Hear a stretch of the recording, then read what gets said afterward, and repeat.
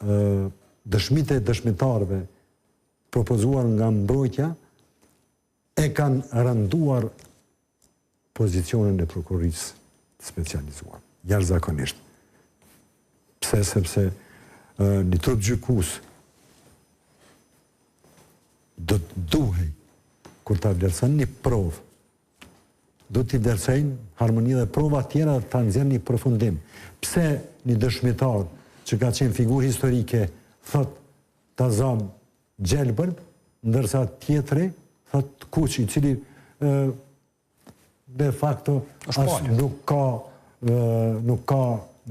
dëshmia e tij nuk mbështetet as në prova materiale. Ta zam dëshmitë e nxjerra prej sigurimit shtetëror. Por avokat, një çështje pra se jemi ka fundi këtij procesi dhe dilemat normalisht ngriten.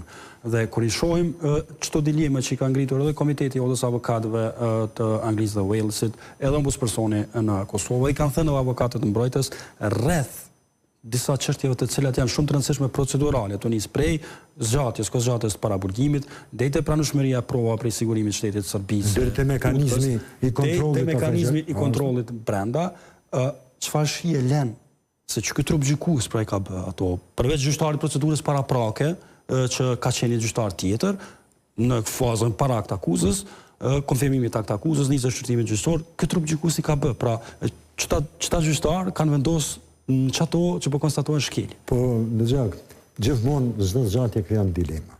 Ju e dini që është duke u gjykuar edhe çështja që lidhet me veprat penale kundër administrimit të drejtësisë. Edhe avokatët mbrojtës në rastin ku mbrojnë krime lufte, e kanë të qartë çka mund me nënkuptu mu vendos këtë çështje para çështjes të parë.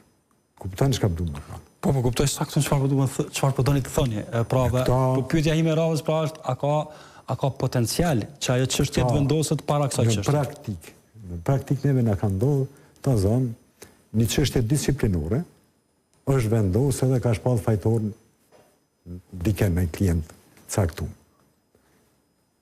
Ka fillu procedura penale. Aty janë kriju paragjykime të forta në vendosje. Dhe ajo mund me dëmtu procesin e vendosjes në një gjykimi. Dhe kjo ai bie më pas në pikpamjes time, ndoshta se thoni ju si profesionist, por unë si gazetar, a mund ta konsideroj po zakonisht pozitivitet nuk mund me kriju nëse një çështje vendoset në disfavor. A mund ta konsideroj unë më pas pra si gazetar këtu që kjo është një farë matematike mes trupit gjykues dhe prokurorit në anën tjetër? Këto do ta thojnë edhe avokatët që mbrojnë. Edhe ju gazetar mund